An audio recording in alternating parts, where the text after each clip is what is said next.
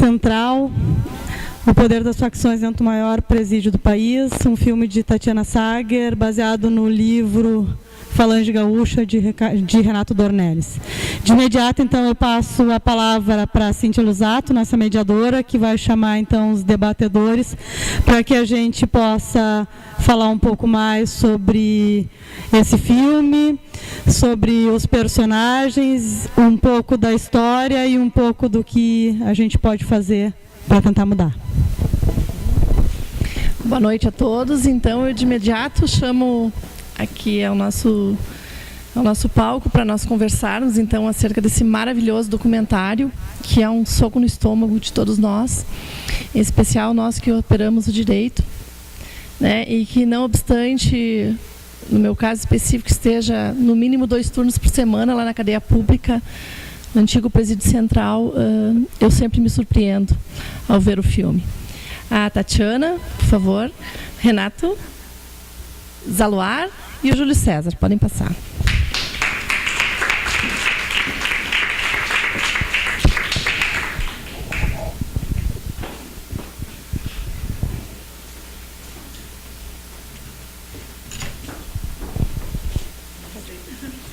Sentar, estão ali, Renato.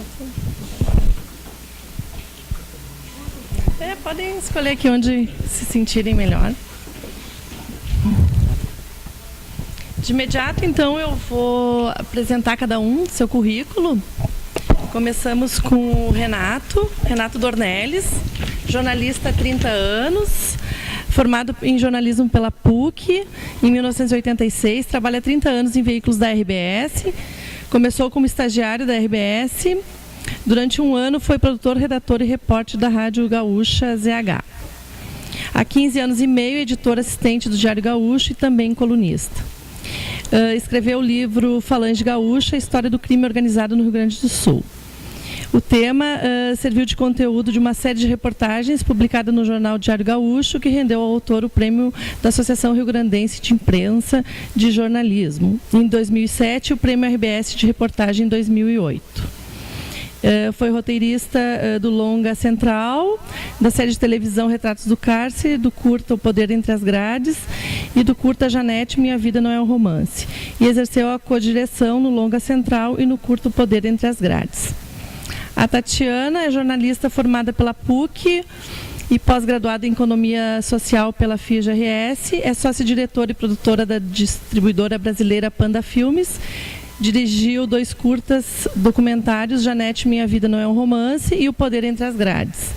Seu primeiro longa como diretora é o documentário central O Poder das Facções no maior presídio do Brasil. No momento está dirigindo a série documental de TV Retratos do Cárcere. Como produtora executiva, atuou em 10 coproduções internacionais, além de 6 longas-metragens e 4 séries de televisão no Brasil. O Júlio César Marques é graduado em Ciências Jurídicas e Sociais pela Unicinos, foi agente penitenciário por mais de 30 anos, com atuação na PEG e na cadeia pública. E o Zaluar Pens, igualmente agente penitenciário, monitor. Foi administrador do Presídio Municipal de Agudo, inspetor penitenciário no CTCEP, diretor do Presídio Central, SUSEP, diretor da PEG, da PEC, da Madre Pelletier e docente Escola de Serviços da SUSEP. Então, são esses os nossos convidados. Inicialmente, eu quero saudar essa iniciativa da DPERGS, né, de trazer esse debate tão importante e um tema sempre atual, né, e que possamos levar isso a toda a sociedade, aos nossos jovens estudantes, aos defensores públicos que atuam por todo esse Rio Grande do Sul, né, saudando muito essa iniciativa. Então, passamos ao debate. Eu passo a palavra de imediato ao senhor Renato para nos contar um pouco como é que surgiu essa ideia a partir do seu livro. Renato. Boa noite. Em primeiro lugar, eu quero saudar algumas pessoas aqui em especial, a Mariana Pi, que está lá no fundo e que me deu a honra, né, de fazer, e ela que escreveu um livro sobre direitos humanos, o Presídio Central, e usou, em parte, né, a nossa obra como fonte. A Mariana Ribeiro me deu a alegria de fazer o TCC dela em jornalismo em cima do meu livro. Ele também deu essa honra para mim. O Zaluar Pense, que estava no início dessa minha, digamos assim, dessa minha trajetória do jornalismo penitenciário, vamos dizer assim, inventar o jornalismo penitenciário, que é algo que eu acompanho há 32 anos, e o Zaluar Pense era o diretor. Tanto que o ponto de partida do meu livro é o motim aquele de 87, eu acho que estava na direção do presídio, o Vico, o Carioca, que também para mim é o ponto de partida da Falange Gaúcha. Foi a primeira tentativa de organização do crime aqui no estado. Então venho trabalhando isso desde 87, desde aquela época, pesquisando e ouvindo pessoas, e com o tempo assim eu aprendi muito, e esses tempos até uma divergência com a SUSEP, discutindo a questão de fontes, em que fontes se acreditar. E nesse longo de tempo, assim, pela ordem, eu digo assim, as informações internas de dentro do sistema, pela ordem, eu tenho assim, que quem mais conhece, em primeiro lugar, são os próprios presos, porque eles vivem ali diariamente essa realidade. Depois deles, os agentes penitenciários, que estão ali diariamente, né, controlando os presos, e depois, na sequência, os familiares de presos. E depois, claro, tem todos os operadores do direito,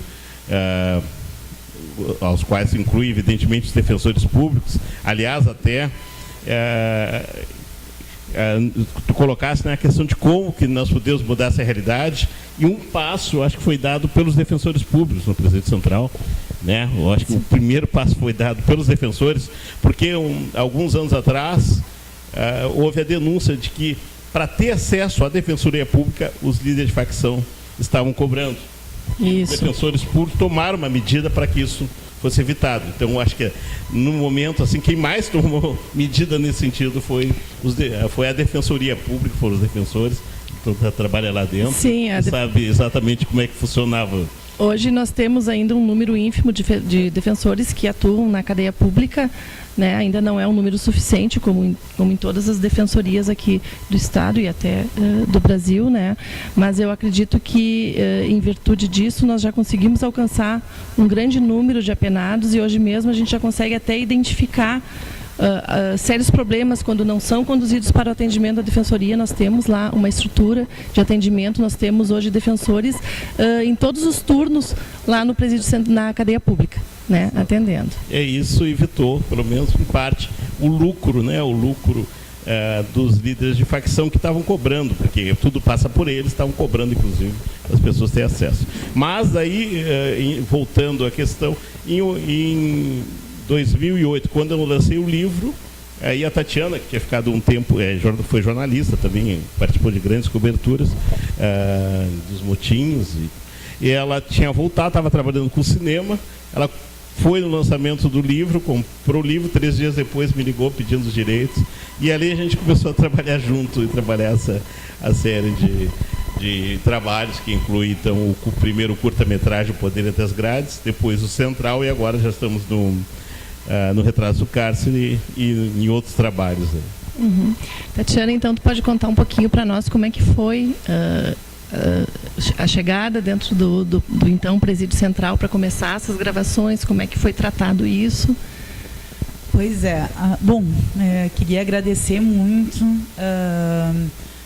e em termos, me desculpar que a gente acabou não colocando no filme central defensores públicos, mas não foi nenhuma questão de intenção, nem de... é que, na verdade, quem realmente conduziu essa história toda, e a gente acabou trazendo muito no filme inteiro, foi o juiz... Dr. Brzuska. Exatamente, Sim. O Bortolotto, que eu acho que que todo mundo concorda que são as pessoas que mais conhecem o sistema, né? Então não foi por um acaso um juiz e por um acaso um promotor, mas não foi uma questão intencional, e foram eles que realmente conduziram. Uhum. E foi através, então, do juiz e do promotor que conseguiram com a direção. Chama atenção ali no filme quando são os próprios apenados que gravam as cenas do que acontece no interior da galeria. Como é que... Então foi o seguinte, a gente começou, como eu já tinha, como o Renato comentou, a gente começou esse processo em 2008, quando...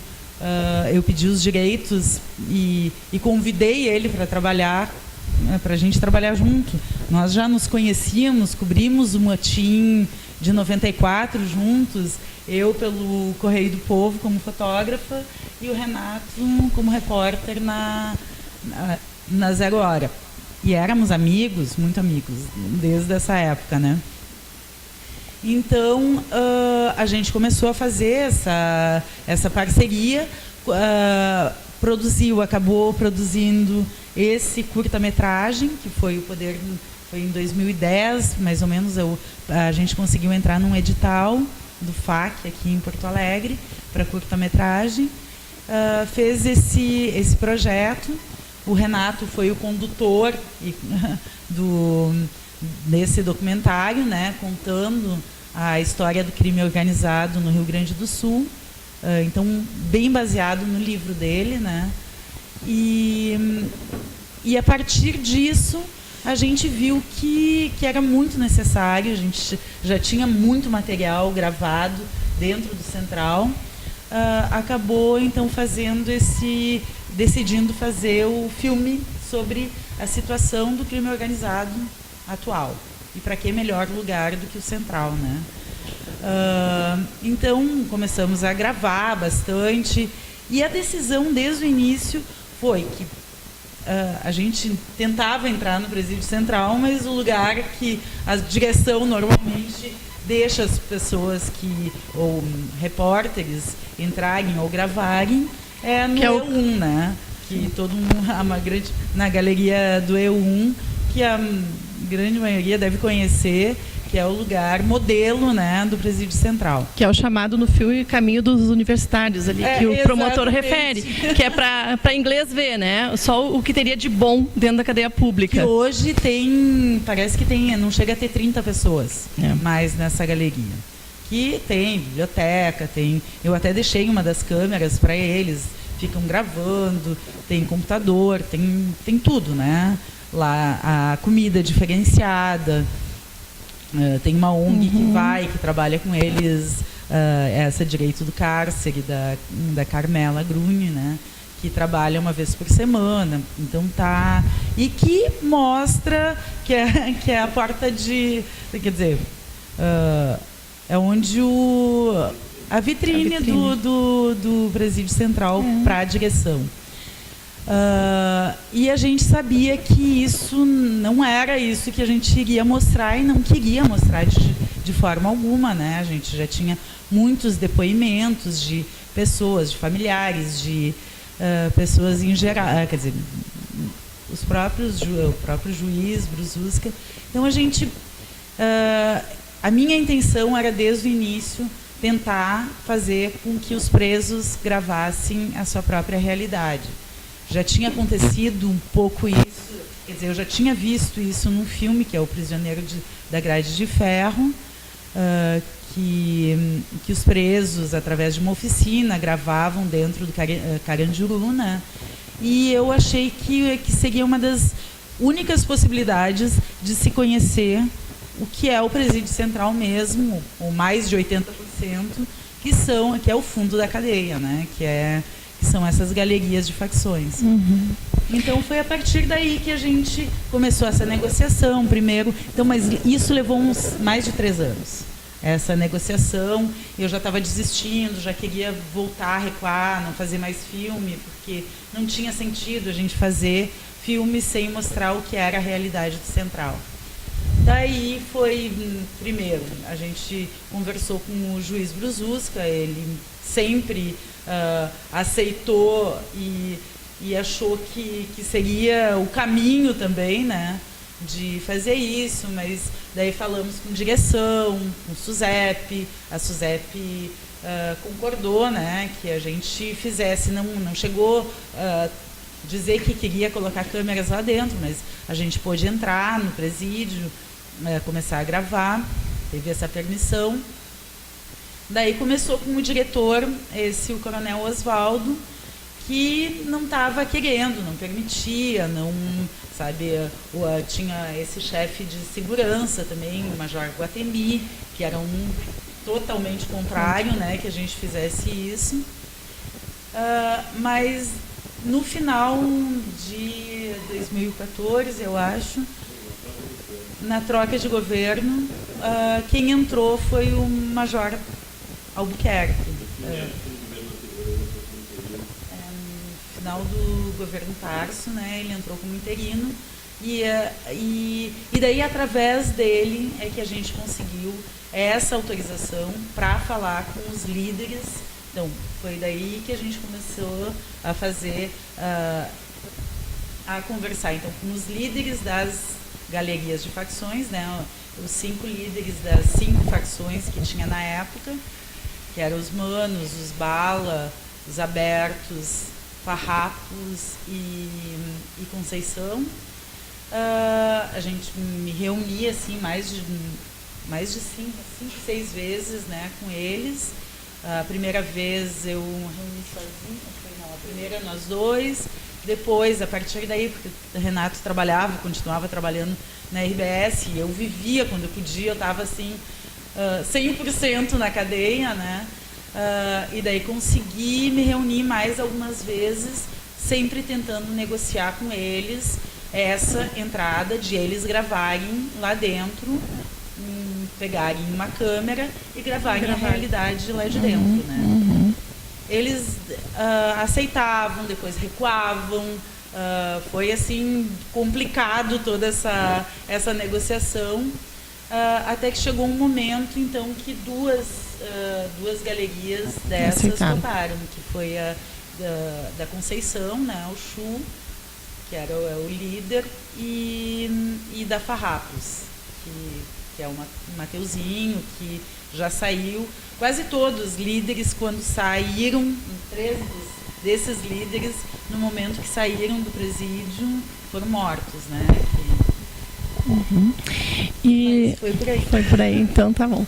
E Júlio César, tu que tem essa experiência toda durante 30 anos da tua vida, o que tu tens a nos dizer? Em primeiro lugar, eu quero assim agradecer mesmo a uma querida amiga. Nós estivemos trabalhando junto, mas eu agradeço muito de ter me indicado para estar aqui presente. Porque eu entendo que é um tema realmente, tu disseste que é sempre contemporâneo, mas eu vou além. Ele é desde então, ele é desde lá atrás, inclusive passando de mim, mas enfim, eu sou um marco. Eu entrei no presídio, entrei no sistema penitenciário em 82 e fui trabalhar em Encharqueada, na PEG, que na época era uma só casa, que é a Penitenciária Estadual Jacuí, e era uma casa de segurança máxima, no qual eu fiquei 2 anos. E, na verdade, toda essa realidade que foi posta hoje aqui, eu diria que na época não era tão diferente. A única coisa que aumentou foi em números, porque o horror é o mesmo. Então, assim, inclusive, quando me convidaram, eu achei assim, tão importante, porque eu acho que esse debate é um debate que agora eu acho muito curto. Eu teria, assim, como disse o Zaluar aqui, sei quantas horas para poder falar, porque eu entendo que é um tema que envolve a sociedade como um todo, o preso em especial, pela dignidade humana, enfim. E esse tema, ele é altamente complexo. O que, quando eu vejo esse filme, eu poderia discutir, eu vou tentar se resumir, porque é muito difícil a gente resumir tantas coisas que eu tenho na minha vida e trazer aqui nesse público que, enfim, trabalharam, conhecem, inclusive colegas trabalhamos juntos. Quando falaram de defensoria pública, ótima, a vida deles foi excelente. Só que nós, como eu digo, eu trabalhei no sistema penitenciário em todas as áreas. Eu tive 2 anos na PEG, trabalhando no fundo de cadeia. Depois eu fui para o Central, fiquei praticamente a vida inteira. E também trabalhei no fundo da cadeia, mas inclusive assim, eu trabalhei em gestão, fui até subdiretor do Central em um período. Enfim, eu só digo isso não para me engrandecer, para dizer efetivamente que eu estive lá dentro e percebi canto por canto daquele estabelecimento. E o que está apresentando aqui foi excelente. Realmente o trabalho eu destaco de assim, uma qualidade.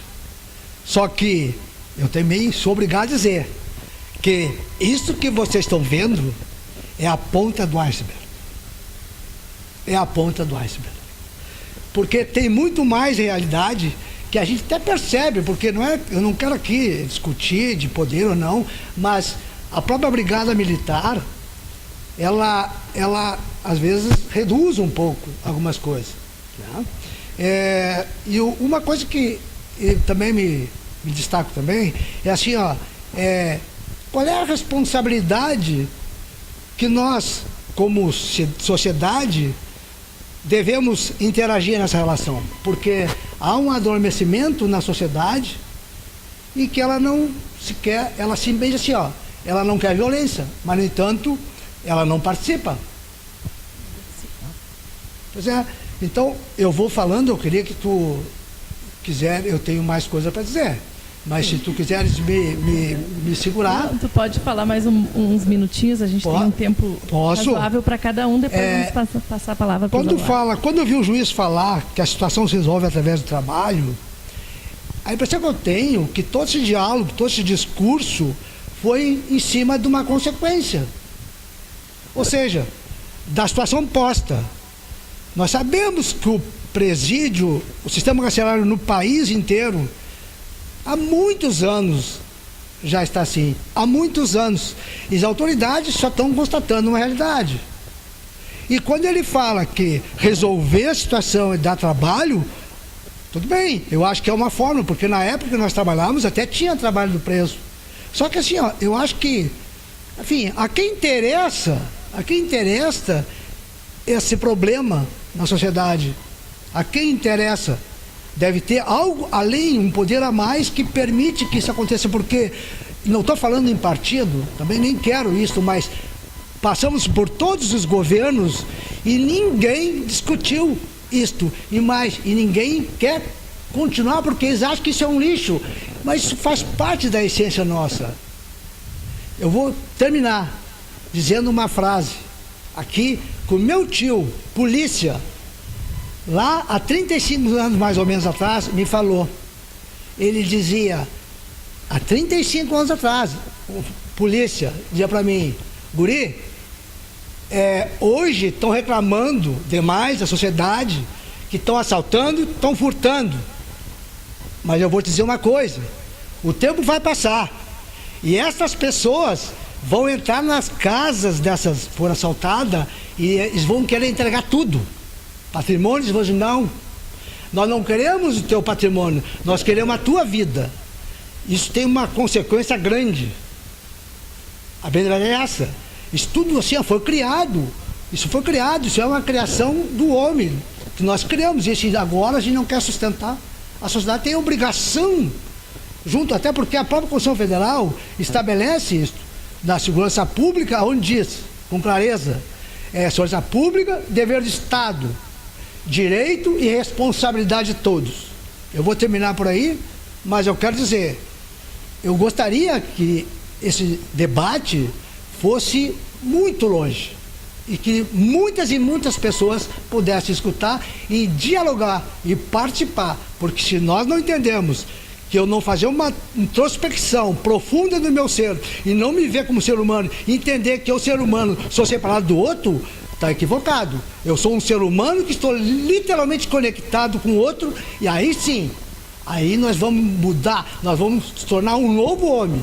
Eu destaco aqui Osho, essa é a palavra, um novo homem, não é milagre, é simplesmente ser livre com responsabilidade. Não vão precisar polícia, não vão precisar judiciário, não vão precisar nada. Mais ou menos é isso. Muito bem. É por isso a importância do filme, né, que eu acho que traz esse debate. Eu até não sei se o filme está sendo levado também às escolas, às universidades. É muito importante isso para que a sociedade comece a debater isso para chegar nesse ponto que tu estás falando, Júlio César. Zaluar, tu com a tua experiência na direção também, o que tu tem para colocar para nós da época em que tu administrava as casas prisionais, do que se vê aqui no filme, o que poderia ainda estar sendo feito e não está sendo feito pelos diversos governos que vêm passando por nós?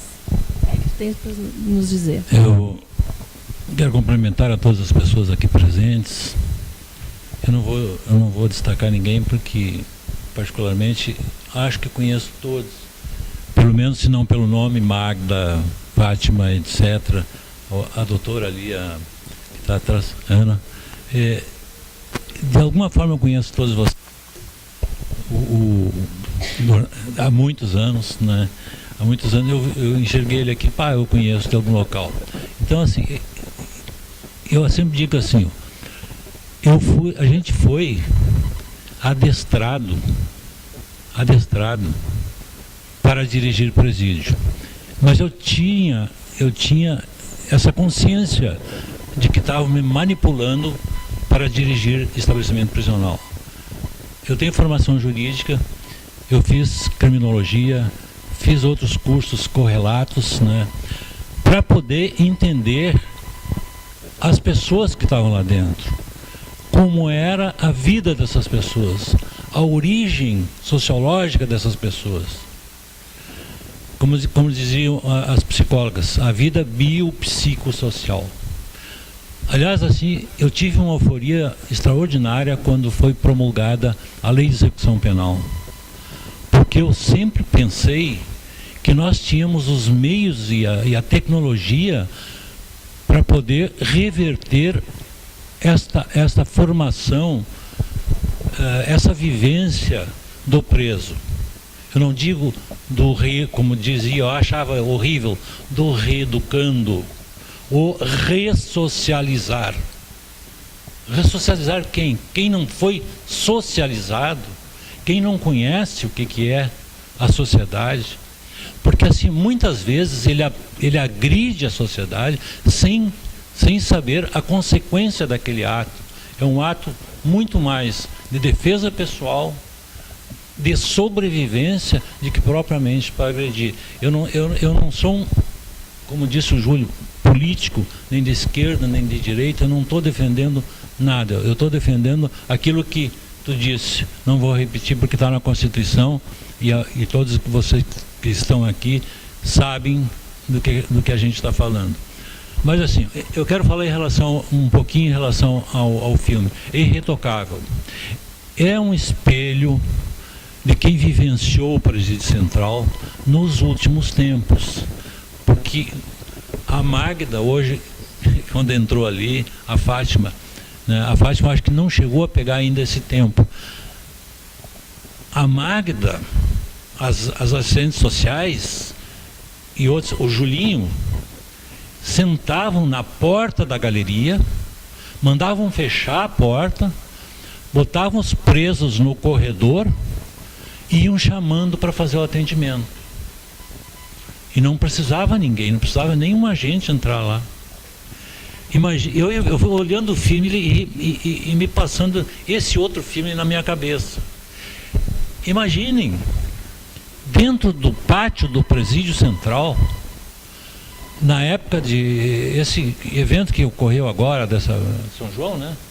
Que houve recentemente, estavam, tu lembra, Magda? A Magda, a festa junina, a Magda organizando a festa junina em mesas dentro do pátio das galerias, o doutor Altair Venzon, superintendente da SUSEP, procurador de justiça, a esposa dele, se não me engano, até o secretário da justiça da época estavam lá presentes, as senhoras bem vestidas, convivendo, não sozinhas, com os presos ali à volta, comendo pinhão, comendo pipoca, etc, etc. E isso é concebível hoje? Não é possível. Não é possível esse tipo de coisa. Então, assim, ó, essa coisa de presídio, de execução de pena, desde acadêmico, eu tive essa curiosidade e me perguntavam por que essa loucura de viver dentro de um presídio, não como preso. Não, a gente cumpre pena, como dizia me foge um nome lá, o Butterfly aquele, ele diz assim, o agente, o guarda também cumpre pena, né? Também cumpre pena lá dentro do presídio. Mas a gente cria um apego àquilo ali, tenta resolver as situações das pessoas, porque a gente está vivenciando essa convivência miserável que essas pessoas passam lá dentro do estabelecimento prisional. E não é porque a gente quer, não é porque a gente quer. Eu sempre dizia assim, ó, tecnicamente nós temos os meios para melhorar a vida dessas pessoas. Tecnicamente, mas nós não temos condições para isso. Nós não tínhamos a sala, nós tínhamos que improvisar as salas de atendimento. No início, o presídio central, alguém falou que foi construído para 1000 e poucas pessoas. Na realidade, foi 666. Chamavam o número do diabo. Lembra? Invertido. É o nosso número. É 666. Quando eu cheguei no presídio central, a primeira vez, tinha 720 presos e 72 agentes penitenciários. Eu lembro desse número pela inversão, 720 presos, 72 agentes para cuidar. Depois os agentes foram saindo e os presos foram aumentando. Eu fiquei lá a primeira vez durante 1 ano, depois eu entrei, a última vez que eu estive no presídio central, eu fui o primeiro civil, primeiro funcionário da SUSEP a dirigir a casa prisional. Era antes de mim, dirigida por delegados de polícia, e depois de mim entrou a Brigada Militar, porque nós não tínhamos mais contingente. A Magda lembra muito bem do Joelci, era meio, né? Joelci Nascimento, né? Às vezes eu ligava para o Joelci, amanhã nós tinha visita, terça, quarta, sábado e domingo. Joelci, domingo nós temos que ir lá no presídio central, porque tem 3 guardas masculino e 2 agentes femininas para receber um contingente para, na época, já na segunda vez que eu estive lá, 1.800 presos. 1.800 presos tinha na época. A última vez que eu dirigi o presídio central tinha 1.800 presos. Então, eu e o Joelci e mais uns voluntários, eu ligava e dizia, vamos lá, porque nós temos que dar uma mão para o pessoal que não tem como. E os presos até cooperavam com a gente. Tudo que foi dito aqui é uma realidade. A gente tinha consciência dessa realidade. Até o Xuxa, que era um preso extraordinariamente inteligente, o Xuxa me dizia assim, chefe, eu chamava a gente de chefe, o homem, chefe, o senhor está dando muito duro.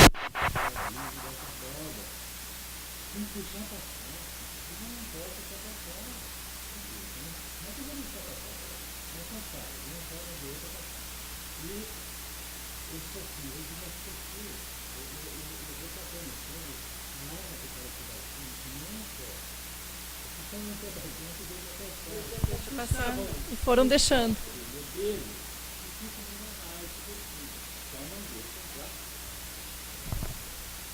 Só não deixa entrar álcool, que aí dá bronca, dá briga, o cara se embebeda. A gente não deixava passar, mas eles arrumavam. O preso é muito inteligente para descobrir coisas. Eles aprenderam a fazer armas, chamadas trabucos. Quem é que ensinou eles? Eu acho que isso aí pouca gente sabe. Quando os presos políticos estiveram no presídio, chamados presos políticos, estiveram no presídio central, eram pessoas inteligentes, né? E sabiam fabricar armas. E todo o encanamento do presídio central era feito de bronze. Eles tiravam da parede, servia direitinho um cartucho 12, e pegavam, faziam o cabo, com a borracha fazia o detonador, o gatilho, e um prego na ponta, botavam no 12 e explodiam. Faziam granada, né, com um pedaço de prego, então eles iam botando, eu não me lembro como é o nome daquele, que cola assim, uma pasta, faziam aquilo, botavam um pavio cheio de pólvora e explodir o inimigo. Aí depois, com o tempo, eles dizem assim, para aí, isso aí não vai funcionar. Vamos fazer uma paz entre as facções aqui, é como disse o filme, acertam lá fora depois. Aqui dentro não pode haver. Por quê? Nós vamos chamar atenção e muito mais guarda aqui para dentro e vai dificultar a nossa vida.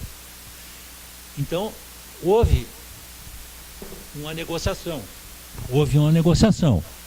Olha aqui, ó. Nós vamos deixar vocês fazer o que tem que fazer aí dentro, fazer aquela segunda cantina, que triplicava os valores, deixar entrar droga, mas nós não queremos bronca, nós não queremos motim, nós não vamos dar tiro em vocês, e vocês ficam na de vocês lá. Né? Então, isso aí é inconcebível, né? Não poderia ter acontecido, mas teve. Os perdigueiros. Então, assim, uma coisa que eu fiz lá e que a Brigada preservou foi os representantes, a gente chamava, não chamava chefe, os representantes da galeria. O que a gente fazia?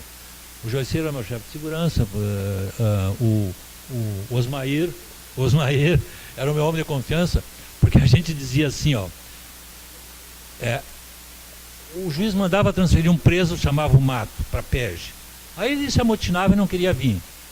Aí o agente chegava aqui, ó, cara, eu vou dizer para o Osmair vir aí te buscar. Não, seu Osmair não, parei que eu já estou indo. Né? Então ele levantava e saía. Eu ia lá no fundo, eu era um dos únicos no final, não, como disse o Juninho, não é para engrandecimento nenhum, mas para espelhar uma realidade que eu vivenciei, que acontecia. Porque eu dizia para eles assim, gente, é muito simples. Aqui tem um regulamento. Vocês têm que obedecer esse regulamento. Eu dava para cada um que entrasse lá ler. De manhã, chegava lá, a polícia largava, eu não mandava botar na cela, botava na frente, depois passavam pela triagem, eu dizia assim, olha,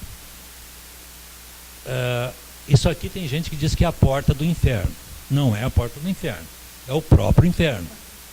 Então, tem umas leis aqui que vocês têm que obedecer. Eu estou aqui para exercer minha atividade profissional. Não queria estar aqui. Eu queria estar viajando. Eu fui 12 anos corregedor penitenciário. Então viajei para o Rio Grande do Sul tudo. Houve uma época que eu dizia assim, todos os presos do estado do Rio Grande do Sul me conhecem. Porque é muito fácil de visualizar. Eu sempre usei barba. Na época era diferente um pouco. E sempre tive cabelo também, que está me faltando agora. Bueno, então, o que eu estava dizendo? A memória. E dava para eles lá isso assim. Tu não veio espontaneamente para cá. E nem eu. Eu gostaria de estar numa outra atividade. Mas estou aqui. E tu está aí. Qual é a minha função? A minha função. Óbvio que a função de um diretor de uma casa prisional não é meramente segregar o preso lá e mantê-lo lá dentro. Isso aí não adianta nada. Qual é a função? É fazer com que essa pessoa inverta a sua forma de pensar socialmente. Saiba viver em sociedade. É essa a atividade da equipe que trabalha num presídio. Teria que ser essa. Mas como eu disse assim, nós sabíamos os meios e as formas de inverter essa situação, mas não tínhamos condições técnicas de fazer. Então eu dizia, tu tem que ficar aqui dentro, tu vai ser alimentado, quando estiver doente a gente dá um jeito de te levar no médico, tinha um hospital penitenciário na época, que eu não sei porque que eu era diretor, e tinha um monte de diretor do hospital penitenciário lá, e tinha um monte de médico lá dentro que poderia ser, até quando deu um motim lá dentro. E a minha função, dentre outras, é mantê-los aqui dentro. Se eu te visualizar em cima do muro, eu vou dizer, desce pro lado de cá, volta. Se tu não voltar, eu tenho que pegar meu revólver e essa é a função que eu tenho aqui dentro. Está entendido? Está entendido. Não vou deixar ninguém te bater aqui, não vou mandar ninguém te bater, não vou deixar ninguém te espancar, vou te dar o atendimento possível, né, sem ser concessivo. mas aquilo que a legislação, que a lei me permite, até onde a lei me permite. Eu vou até o limite que a lei me permite atender vocês. E graças a Deus, eu sempre tive pessoas extraordinárias, não só os que estão aqui, que trabalharam comigo lá e me davam esse suporte para mim fazer o que eu podia fazer. O meu grande sonho, como eu disse, é quando chegou a lei de execução penal, que dizia, até na introdução, diz ainda, depois teve mais 14 emendas, se não me falha a memória, na introdução lá dizia, em homenagem à presunção da inocência, ninguém será condenado ou culpado, etc., sem a prévia, o devido processo legal e etc. Né? Bueno, mas ali conviviam presos provisórios, misturado com condenados que não eram presídios. Chamava o presídio central, na realidade era uma casa de passagem. Não podia ser o presídio central. E quando veio a lei de execução penal, foi posta em vigência em 1984 foi promulgada, e vigência 85.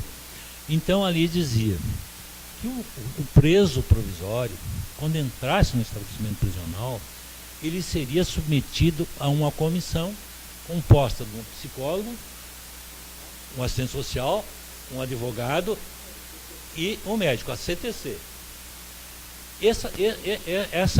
Esses técnicos iriam ver quem é esse indivíduo, como é esse indivíduo, qual é a sua origem, de onde veio. Aquela informação que disse, vamos ver quem é ele biopsicossocialmente, quem é esse indivíduo. Aí chegava a uma conclusão. Se reunia essa comissão e dizia assim, bom, a tendência dele, ele pode ser um mecânico, porque tinha oficina mecânica dentro do presídio central, tinha padaria, tinha marcenaria, costura de bola eu pus lá, gráfica, fábrica de prendedor de roupa. Nós fabricávamos lá 50 bolas por dia, que vendia para a Secretaria da Educação, escultura, que tem até na Itália hoje, uma sala de exposição. Eu inaugurei uma sala lá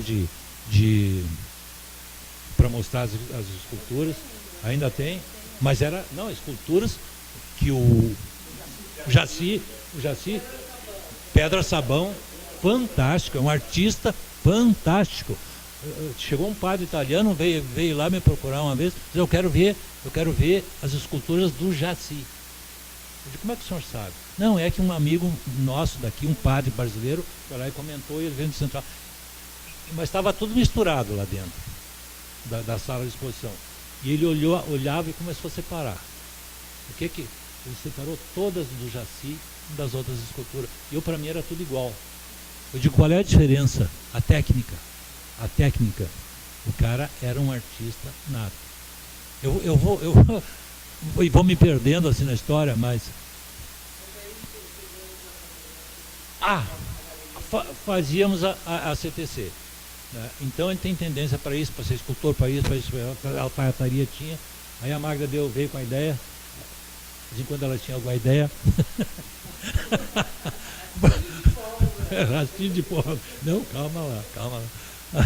Ela disse assim, vamos fazer a galeria dos primários. Fizemos a galeria dos primários. E é uma coisa que deu certo. Bom, isso aí tem até hoje. Tem até hoje? Não tem mais. Bom.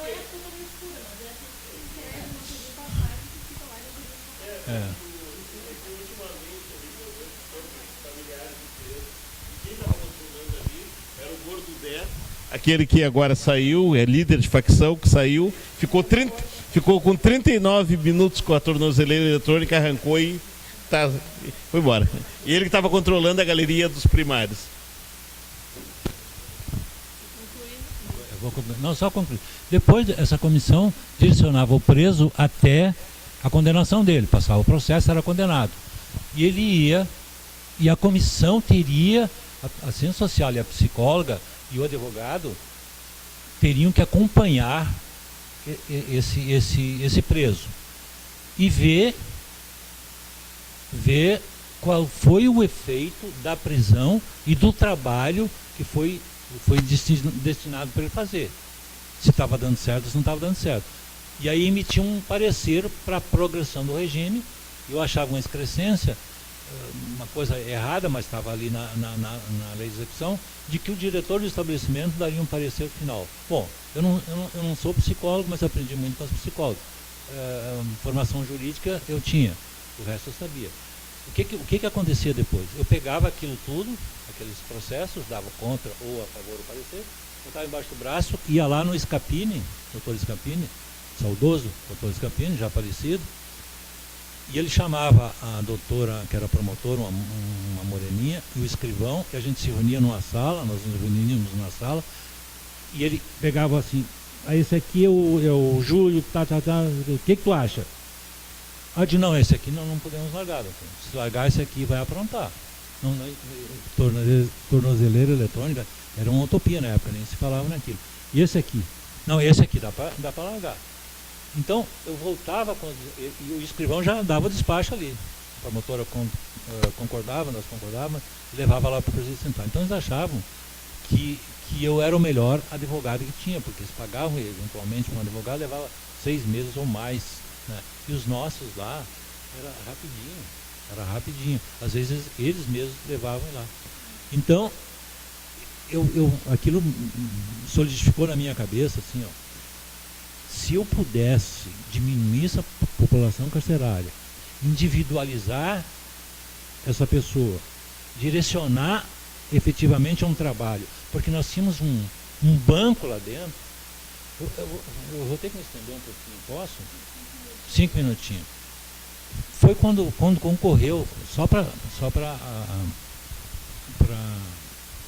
dar um reforço nisso que eu estou falando. Quando o Pedro Simon concorreu ao governo do Rio Grande do Sul, eu não me lembro que ano foi isso, eu estava lá de diretor. E tinha, 86, e tinha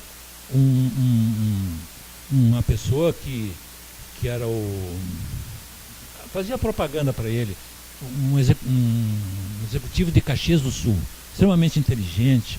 Ele foi lá no Presídio Central falar comigo, escuta, diretor, eu tenho um trabalho para o pessoal lá, de o que é? Diz, não, eu vou trazer assim, ó, mas é bastante. Quantos caras tu tem aí? Quantos presos tu tem aí? Digo, eu não tenho nenhum. Como assim? Não, o Estado tem tantos, mas eu não tenho nenhum. E ele trouxe uns cartões, assim, que era dobrar e botar como é que chama aquele negócio? Com o nome da pessoa em cima. Não. Botava uma etiqueta para endereçar para uma pessoa. Zaluar Pens, o endereço e tal, dobrava aquilo e botava, E tinha um Catarina lá, que chegava assim, ó, caminhões e caminhões ali, largavam aberto, aquilo tudo, ia lá para dentro, e do outro lado vinha as que já tinham. Os presos trabalhavam 24 horas por dia. O presídio central, hein? Aquelas caras. Trabalhava 24 horas por dia. Esse Catarina andava que era um zumbi, porque ele que pegava esse dinheiro. O que você fazia com o dinheiro? Pegava um terço, depositava no nome dele, no banquinho lá, um terço a família levava e outro terço dava para ele. Olha, esse aqui é teu, tu vai fazer o que tu quer com esse dinheiro. A grande maioria no início pegava e depois começou, não, deposita aí, bota eles tinham uma caderneta de controle e nós tínhamos outra, era tudo manual. Ele saía de lá com dinheiro e o presídio absolutamente quieto, não se ouvia barulho, só o pessoal trabalhando. Então, assim, isso solidificou mais aquela ideia que eu tinha, que se tivesse atividade profissional, a gente modificava. Eu não tenho essa utopia. Foi aumentando, gradativamente foi aumentando. Não tinha mais como fazer. Não, então assim, o Presídio Central dos 660 hoje está com 4.800 pessoas. Olha, quando eu entrei no estado, para vocês terem uma ideia, administrando um pequeno presídio agudo, tinha no estado do Rio Grande do Sul 3.800 presos. Hoje tem mais de 40 mil presos. Isso quer dizer assim, que 90 e poucos dos municípios do Rio Grande do Sul não tem a população, o número da população carcerária. Não tem. 90 e tantos % não tem população carcerária. É muito preso. E no Presídio Central, então, está extrapolando. Como eu disse, assim, a gente tinha tanta coisa para conversar, tanta coisa para expor, o tempo é curto, e eu agradeço imensamente a presença de vocês e a paciência de nos ter escutado, né? E quero complementar essa ideia grande, fantástica ideia, porque isso aí estava encarcerado, preso lá dentro, e tem que ser mostrado. Isso tem que ser mostrado. Isso tem que ser mostrado, porque assim, a gente falava para os políticos na época, quem mais construiu cadeia no Rio Grande do Sul foi o Otávio Germano. Era um secretário da Justiça lá de Cachoeira do Sul, a origem da Cachoeira do Sul, mas trabalhava aqui. Ele construiu em tudo quanto foi lugar. Ele construiu em Agudo, um presídiozinho. Não tinha ninguém para botar no presídio. Tiveram que trazer de Santa Maria para inaugurar. Não tinha preso lá, condenado.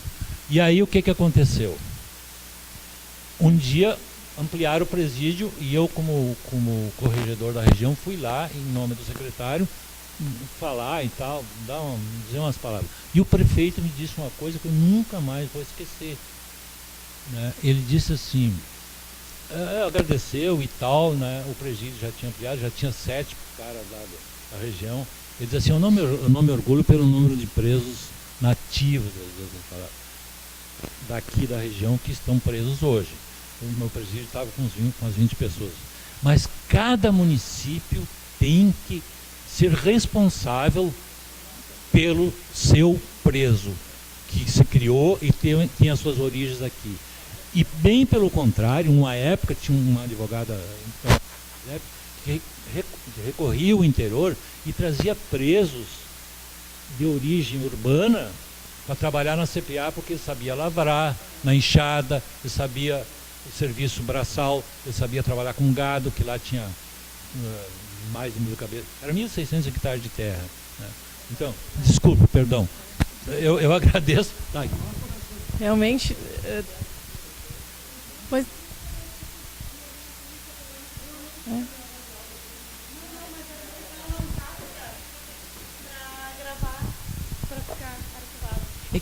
Em cima do comentário que o Zaluar fez a respeito daquilo que tu ficasse assim feliz em razão da mudança da lei de execuções, etc e tal, eu vou te dizer uma coisa, por tudo que eu vivenciei nos 12 anos que eu trabalhei dentro do Central e por tudo que eu vi no filme agora, que ele está exatamente igual àquela época em que nós batalhávamos e fechamos o castigo, a cela do castigo, onde vertia uma água verde das paredes, a pessoa tinha que ficar em pé porque não podia nem deitar, mas assim, quando o Beto Bandido, que era meu cliente, fugiu da CPA e subiu o morro, eu fui no morro atrás dele e tive que estacionar carro, tirar aqui, doutor, isso aqui é rota de fuga e tudo, e eu fiquei assim,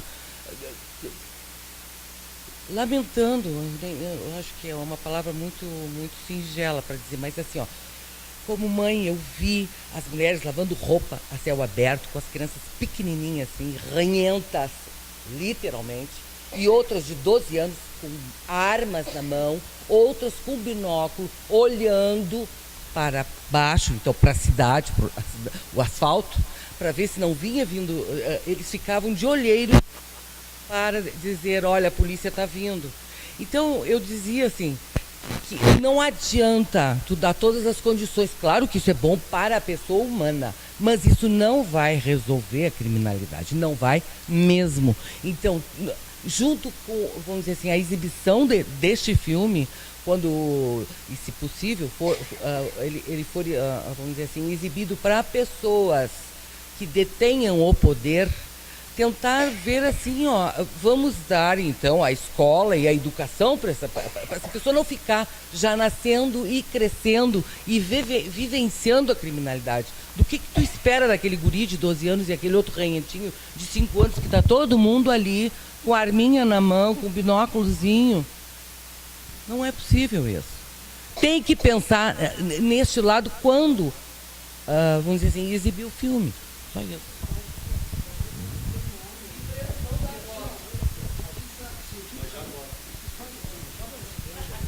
Nós sabemos assim, ó, cientificamente, qualquer sociedade é inerente ao ser humano ter pessoas com desvio de conduta. Mas esse excesso que tem, com certeza, é a origem de uma questão social. Então, assim, ó, a origem da questão social. Assim, ó, eu acho assim, ó, a maioria tem o...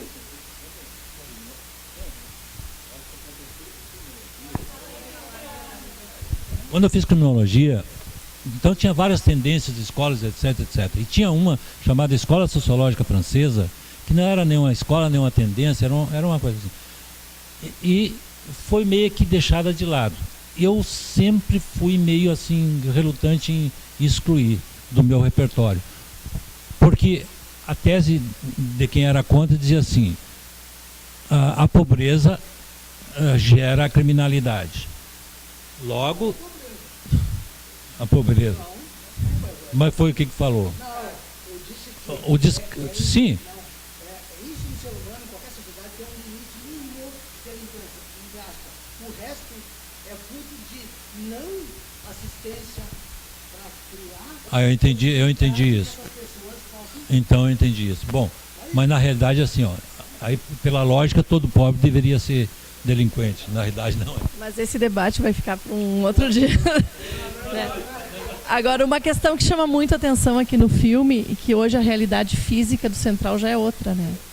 Porque hoje nós temos naquela área, pequena área verde que aparece entre o muro e as galerias, hoje nós temos um novo presídio ali. Isso é uma coisa muito triste, porque em vez de se trabalhar justamente para se ter presídios pequenos, onde possa se oferecer o trabalho, o estudo, hoje nós temos lá dentro um novo presídio, né? Já com uma estrutura totalmente saturada, que já causou problemas agora, quando deu muitas chuvas, de alagar ali as galerias do Presídio Central, onde não tem o atendimento total à saúde. Temos sim um hospital lá dentro, mas que não dá conta de atender os 4.800 presos. De todos os presídios que eu conheço no Rio Grande do Sul, nenhum tem uma estrutura adequada para presídio. Todos são inadequados. Não, pela forma que foram construídos. Olha a PEC. A PEC, as celas são por fora e o corredor por dentro, né? E depois assim, ó, não pode se colocar preso, não pode se fazer pode até fazer um complexo, mas não mais de que 50 presos confinados num só espaço. O presídio central, na verdade, ele historicamente há uma inversão ali, né? Porque ele faz 60 anos agora em janeiro de 2019, 60 anos da primeira inauguração. E ele foi construído como uma penitenciária, seria a penitenciária estadual. Penitenciária, exatamente, acabar com o cadeião, da volta do gasômetro. Exato. Ele foi se deteriorando em pouco tempo, até que em 68 ou 69, o Perac Barcelo acabou com o projeto inicial, até porque o presídio central seria construído onde é o BOI hoje. Certo? Seria construído o presídio, bem perto da penitenciária estadual. E aí o Perac Barcelos, em 69, criou o complexo penitenciário, que tinha o presídio central, o IBC, Instituto de Biotipologia Criminal, o hospital penitenciário, ele criou esse complexo. Então ali já houve uma inversão. Porque o que era para ser uma penitenciária, né, grande, virou um presídio.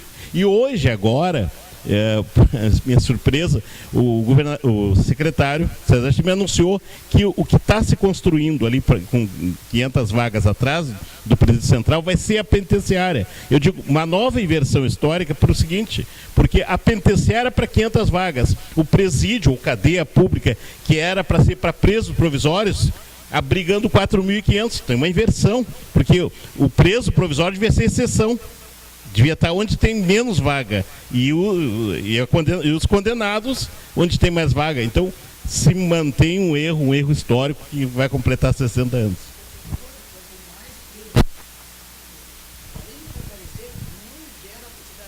Mínima de um tratamento penal.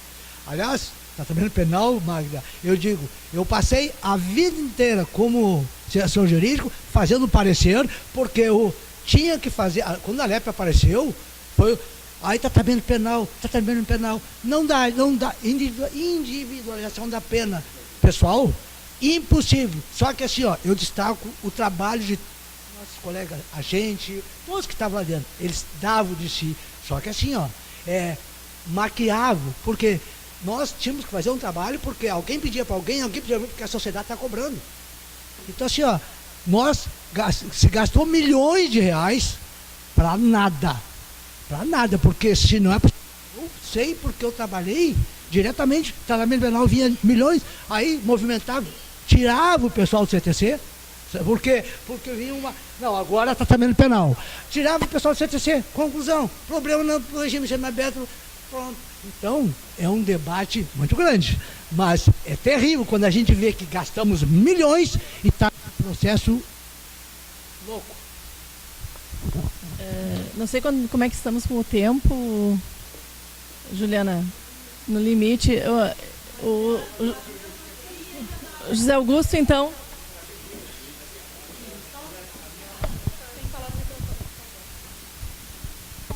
Renato e Flávia, assim, a curiosidade que eu fiquei no filme é que as falas da Brigada Militar e as falas do juiz e do promotor são completamente dissociadas em vários momentos quanto ao reconhecimento do presídio como o pior do Brasil, depois com a questão dos assassinatos lá dentro, das mortes. Então, assim, até que ponto vocês podem nos dizer assim que o discurso oficial ele é uma disfarçatez deles ali, ou ele é mesmo o que pensa a administração do presídio?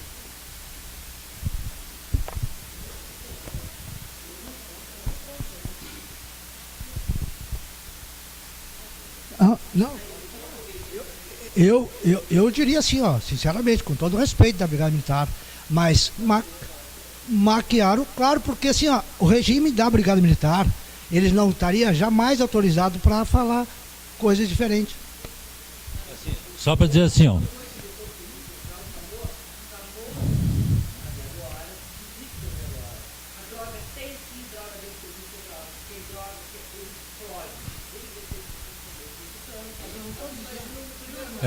Não, mas assim, Magda. Magda. Não. Eu estava prestando atenção no assunto de vocês assim. A Brigada tem uma formação extremamente repressiva. Eles aprenderam a dizer aquela coisa. Como eu disse, até determinado momento eu fui adestrado lá para repetir coisas e fazer coisas que vinham, não sei de onde. A Brigada tem, desde que entro na academia ou na escola de polícia da Brigada Militar, esta formação extremamente repressiva. E também a hierarquia entre eles não pode falar, não pode contar. É isso que tu tem que dizer e deu. É isso que eles têm que falar. Não viu o cuidado que estava, o cuidado que tinha o coronel lá quando falava, o cuidado que tinha. Para mim que foi mais coerente foi aquele... eu acho que o major, aquele, o moreninho, aquele está sentado na cadeira, foram mais coerentes.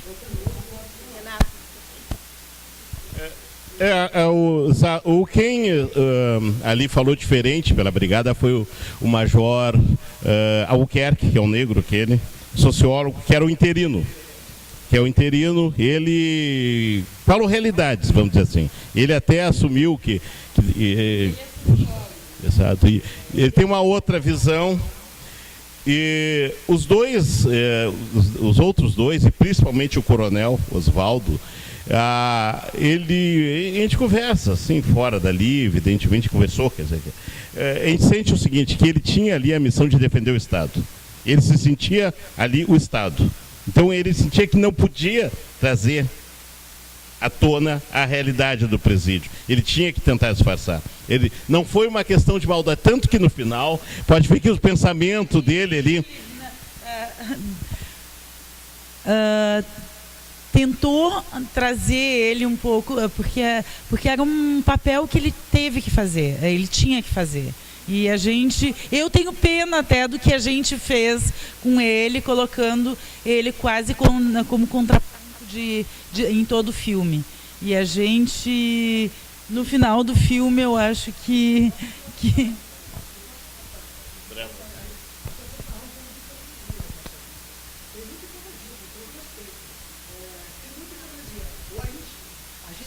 eu penso assim, ó, como ser humano, acho que nós temos que desconstruir.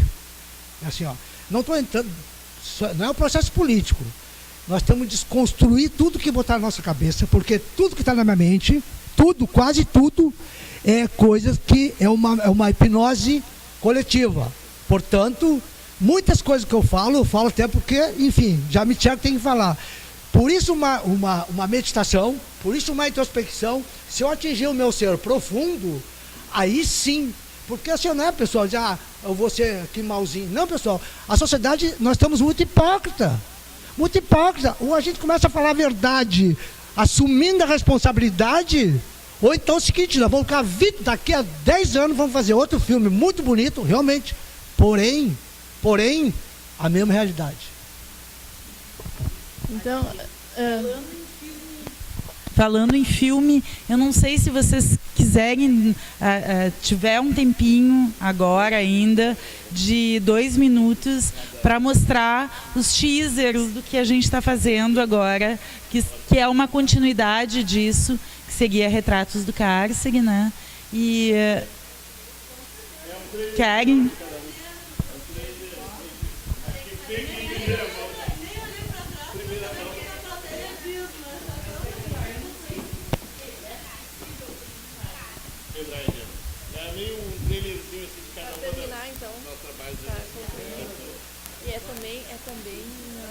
Depende desse, tudo do sistema. Tudo em quais casos? Um é sobre mulheres encarceradas, um sobre adolescentes infratores, e aí tem um que é o resumo da série que a gente está fazendo de 3 Vai episódios. ser para TV. É para TV, exato. Já tem através do canal. Já tem através do canal. O pendrive aqui?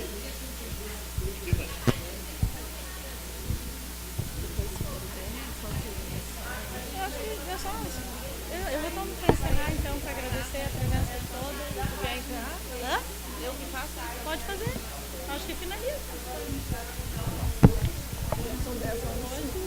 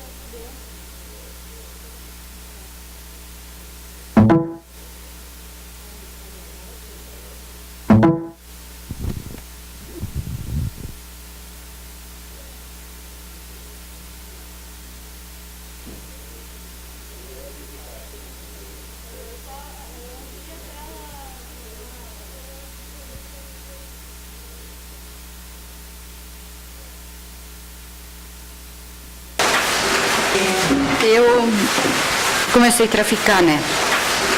Para poder sustentar meus filhos. 350 que ele ia me dar para pagar um aluguel.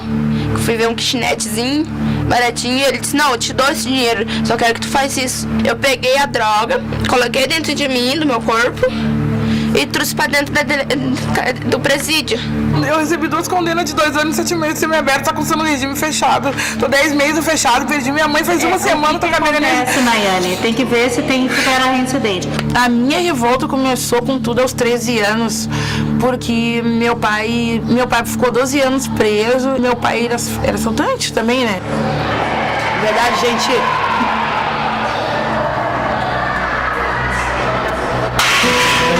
Eu invadi da minha casa procurando meu filho, mas foi um sufoco, porque eu passei tortura, né? Me torturaram, botaram sacola na minha cabeça, me bateram. Meu pai, eu dizemos que eu estava grávida, eles disseram agora que ela vai ganhar. Meu filho, meu ex-companheiro, ele espancou ele, abusou e ele veio a falecer. Eu estava no trabalho, botaram como cúmplice, porque eu era mãe e eu tinha que cuidar. E meus filhos são tudo pra mim. O dia do meu aniversário que eles vieram foi em junho. Daí eu não vi mais eles. Ô mãe! Mãe! Te amo! Tchau! Fica bem! Nada, ninguém me visitava. Eu não sei onde é que eles estão agora, eles foram pra mim. Não tenho notícia deles. Mulher é sofrida, é desvalorizada.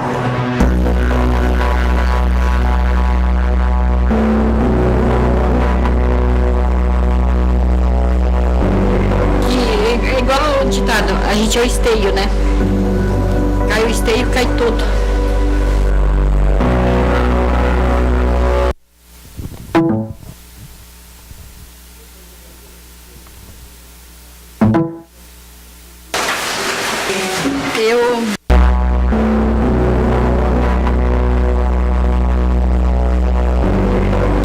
É igual o ditado, a gente é o esteio, né? Cai o esteio, cai tudo.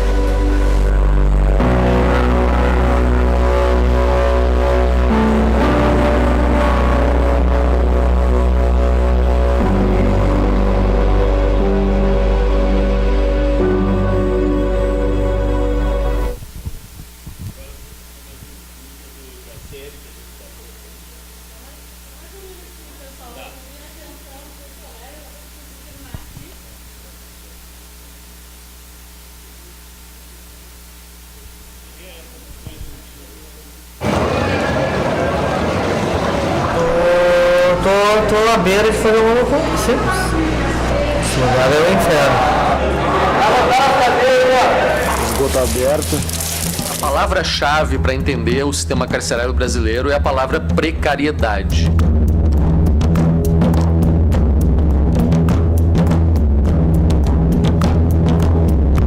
A palavra-chave para pensar as políticas de segurança no Brasil é improvisação. A palavra-chave central, parece que esqueceram de nós aí. Shopping lá, central para nós. A ideia é que se deve prender sempre mais, muito mais, e não há nenhuma preocupação em onde esses presos vão ser colocados. Já estão 24 dias aqui. 15 dias. 37 dias aí, ó. Eu sou uma mãe sofrida de ter 3 filhos presos, visitar 2 no central e sair correndo, ir para a rodoviária comprar passagem, ir para Modulado visitar o outro.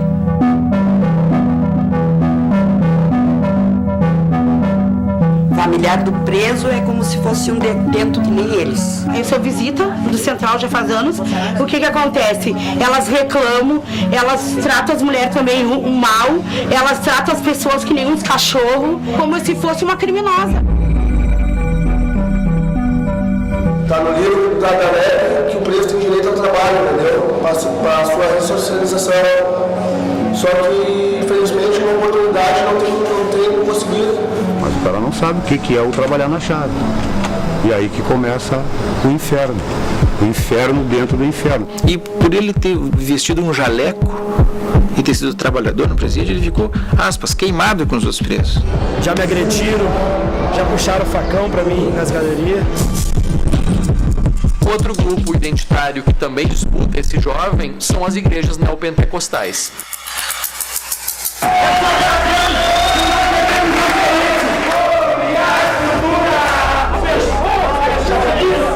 A religião que domina o espaço dentro da cadeia pública de Porto Alegre são os pentecostais, né? As religiões evangélicas. Hoje, aquele que pratica a cultura afro-brasileira, ele pode sim sofrer perseguição. Hoje nós temos aqui no Central uma ala inovadora que é a ala GBLT. Muitos praticantes do culto afro-brasileiro estão pedindo para ficar nessa ala. Por quê? Porque lá eles se sentem protegidos. De todo o sistema carcerário, esse pavilhão é o mais odiado. Nós não podíamos comer no mesmo ramo do que eles, não podia beber na mesma caneca, não podia usar o banheiro a hora que eles estivessem. Quando a gente não tinha galeria, as travestis eram violentadas toda hora, todo dia. Hoje eu carrego comigo aqui, ó, as marcas do que eles me arrastavam lá no banheiro, ó. Se as pessoas não acreditam que o inferno existe, o inferno é aqui na cadeia. Se a gente tivesse aquilo que manda a lei, quer dizer, prisões com celas individuais, cada um numa cela, né? Sujeito com educação na cadeia, com trabalho, a grande maioria podia sair de lá em condições de trabalhar, se integrar à sociedade, nós não estaríamos alimentando essa indústria de produção de bandidos, né? A gente está pagando para fazer uma assembleia de criminosos. Mas imagina, tu sai de dentro da cadeia, caminha 70 quilômetros e já sai revoltado. Tu não tem serviço. O que tu vai fazer? Tu é formado só em crime. Tu foi formado em crime. Tu vai fazer o que tu sabe. Porque não vão te dar outra oportunidade, não tem outra porta de saída. Quem contrata o ingresso é o crime. Quem oferece emprego é o crime. A sociedade é que fecha as portas para essa pessoa. O crime está sempre com as portas abertas.